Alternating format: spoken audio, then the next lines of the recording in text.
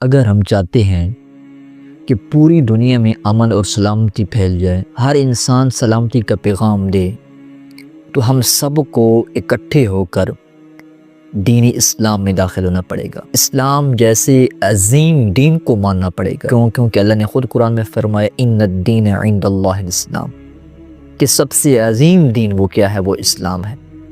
اگر ہم چاہتے ہیں کہ دنیا میں فتنہ اور فساد ختم ہو جائے، ہر شخص محبت کی زبان بولے، تو کیا کرنا ہوگا کہ دین اسلام کے دائرے میں داخل ہونا پڑے گا۔ کامل اسلام والا بننا پڑے گا، ہم نے کامل دین والا بننا پڑے گا۔ اگر ہم چاہتے ہیں کہ ہماری زبان لوگوں کے دلوں میں محبتیں پیدا کرتی پھرے، تو کیا کرنا ہوگا کہ دین اسلام کی باتیں کرنی ہوگی، دین اسلام کو پھیلانا ہوگا، لوگوں کے دلوں میں محبتیں پیدا کرنی ہوگی، تب جا کر اس دنیا میں امن امان قائم ہو سکتا ہے۔